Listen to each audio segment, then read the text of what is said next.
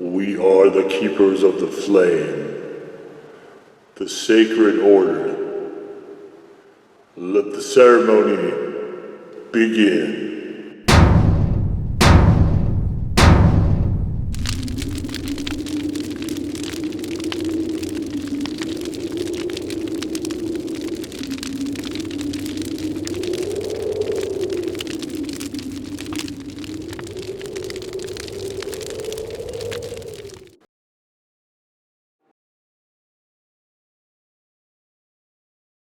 And today, faithful acolytes, we take a look at this.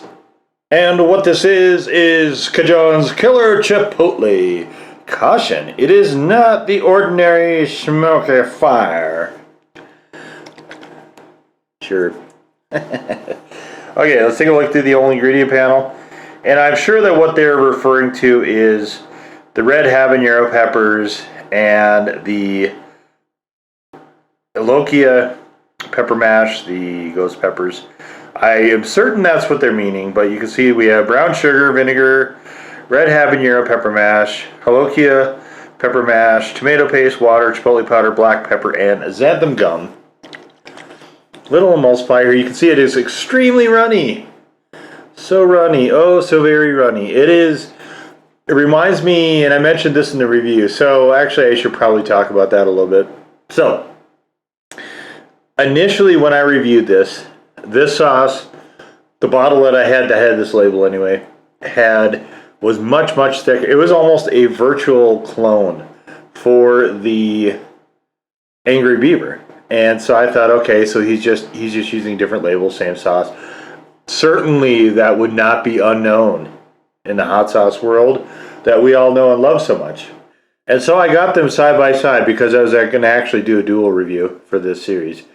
And I got this, and it was very clearly just runny. So this is a lot closer to the Brewer's 6-pack, the That'll Do It's Chipotle sauce that came, which is just basically their sauce was if you had taken a cayenne out of like a Louisiana style sauce and substituted Chipotle, that basically is a flavor profile. And this one is similar in a lot of ways to that, but it also actually is somewhat reminiscent of what the Tabasco Chipotle did as well. It's just, this is actually runnier than the Tabasco version, which is kind of odd to me. But so we can see here, it does have, there's some particulates in here. Very, very fine amount of them. But so with this ingredient panel, and with that same consistency to the sauce, and actually, honestly, the same flavor, to me, it was like, okay, it's just a clone. I got it. Now I get this one, and this is a completely different sauce, not only than the one I had, but obviously than Angry Beaver as well. So let's do this. We got a restrictor cap, which I managed to get a bubble in. There we go.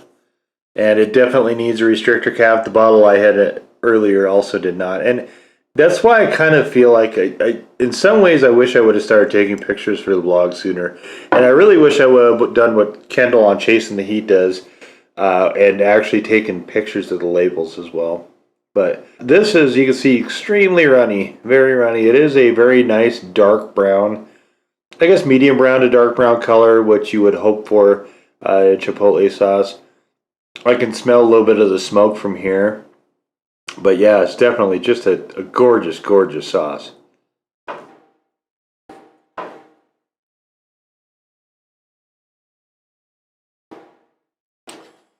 I mean, vinegar and chipotle, that's the two dominant flavors here. Now, I'm not picking up habanero or ghost pepper in any way. The heat here is almost non-existent. In fact, there's a little bit of a burn, but it's almost more of a astringent sort of aspect that you can get from vinegar. There is not, I mean, this heat's a 1. And I think I might have had it as a 3 on the review, but it'll be 1 by the time you see this, because this really has, heat is just extremely minimal here. So The problem now that I have is the same problem I had with the other sauce. That one was very harsh, very abrasive, and I wound up actually using it to spike barbecue sauces when I wanted a little bit of smoky chipotle in there. That was a smokier sauce than this one. This one's a lot smoother, a lot more textured, a lot more refined. There's a greater depth of flavor in here, actually. It doesn't come through right away, but it's got a more solid mouthfeel.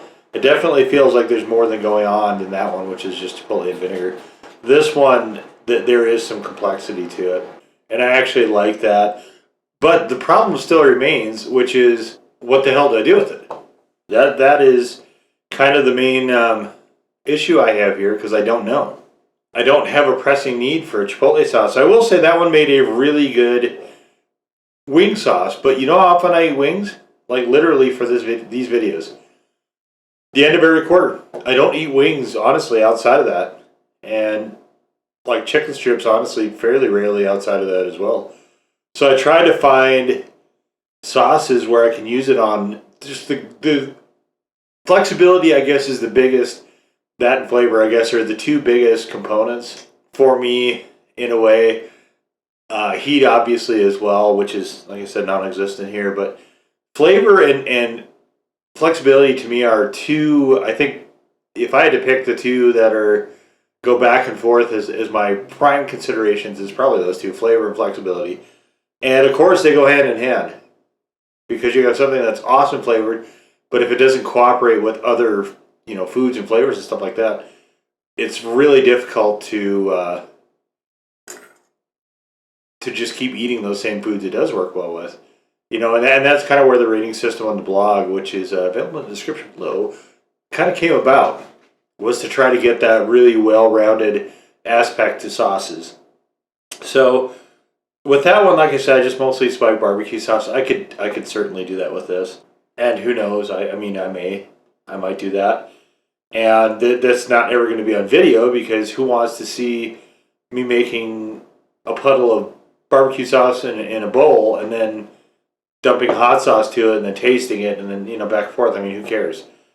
Everybody can figure that out. Right? There's nothing special or any value, I don't think, for me to do anything like that. So, but this one I think is going to have really the same fate, where it does taste better, though. It is, I would say, it's closer, it's almost a Cajun feel without that flavor, if that makes sense. So I think this one actually is going to be able to be used a lot more, just because it is so much less abrasive than that other sauce was.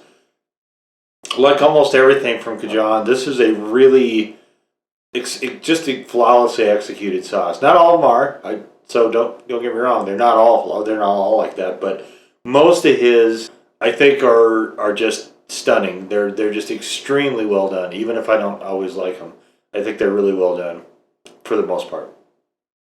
This is one of those. So I can use it in places.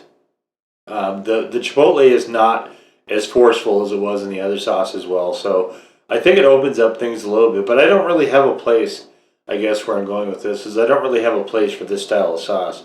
So that does bring up some complexities. Otherwise, if I wasn't doing that wing thing every quarter, I would just have a lot of sauces that I wanted binning at the end of the year, which is, normally what I would do in years past is I would give a sauce the entire year to basically be eaten up by me. And if it didn't towards the end of the year, then just depending on what year it was, it might get binned, or I might try to find things to use it up.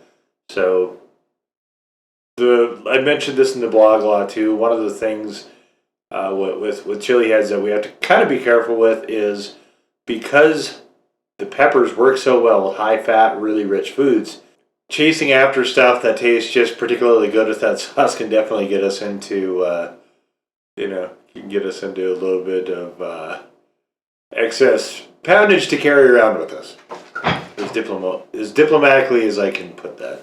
So today, I really enjoyed this one. I had it in the other video, and so I've got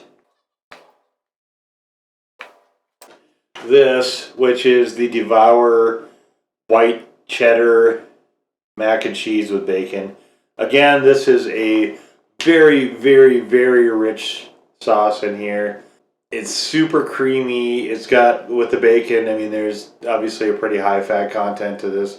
You just see on the box. Yeah, I mean, it almost... This is not a healthy thing. It's not a healthy thing. But I felt, okay, so I've got this smoky thing, and I think it's going to go really well with this. So, let's get some of that in there. And I like sauces that I can use a decent amount of. This one though, you have to be a little bit careful so you don't get overpowering of the food with the with the Chipotle. But so there's what we're looking at, and let's just stir a little of that up.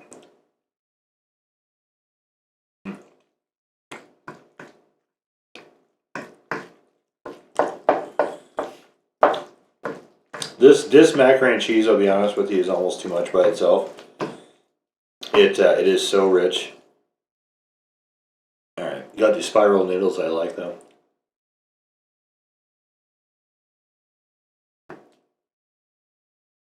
And again, it's a sauce. This is a food I almost never eat except for these videos.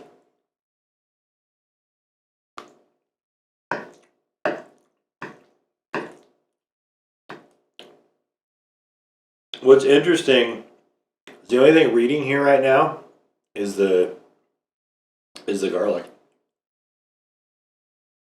I'm gonna try to put a crazy amount right here. Ooh, and on my table, I guess. Let's get rid of that. Don't need that laying around. Okay, so I've actually got just a pool here. So these, I'm just gonna try this. Get a little bit of the Chipotle.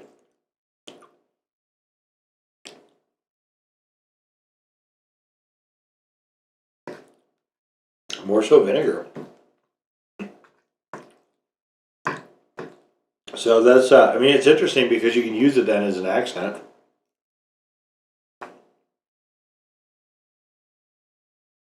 Without it competing too much with the flavor of the food, but it's actually, it's kind of lost in this one.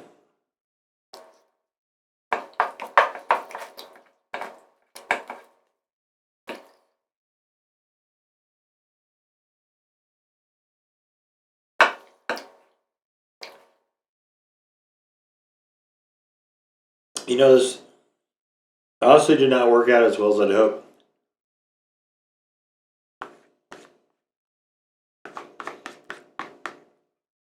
In fact, I will go so far as to say that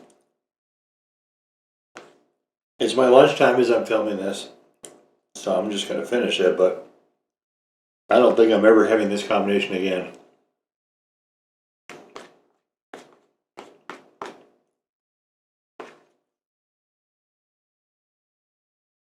You know, but that's the thing, right? Is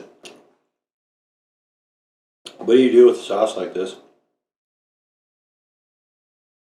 I mean, you can spike barbecue sauce.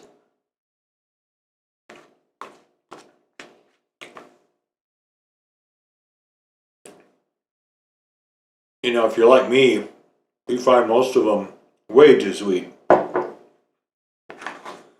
And having that little bit of vinegar cut through there and add a little smoke,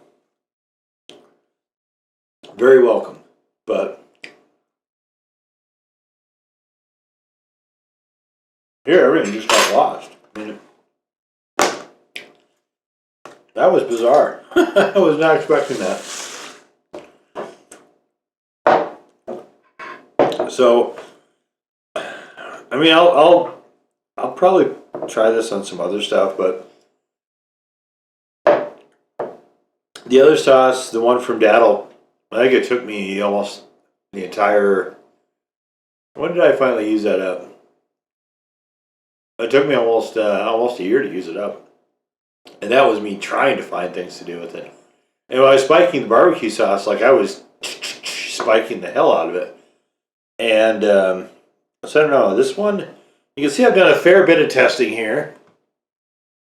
We're about a third of the way through this, so I'm gonna test it some more. It's almost like a new sauce to me, just because the sauce that I had, whatever that was, definitely is not the sauce I have now. But I probably could have done a new review, but instead I just edited the old one, just because somebody, when you throw stuff out in the world, you never know who's reading it and what they're paying attention to. So I kind of kept it the way it was, but so yeah, this might be around for a while in 2021. So, but it is too good of a sauce to throw. So it is a really cool sauce. But if you want something runny and vinegary with a very subtle chipotle flavoring, and there are those other peppers in there, but honestly they don't read either in heat or flavor particularly.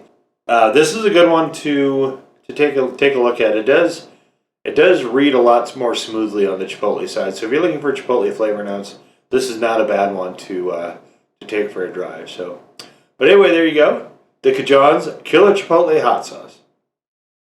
Now go forth in peace to serve the flame.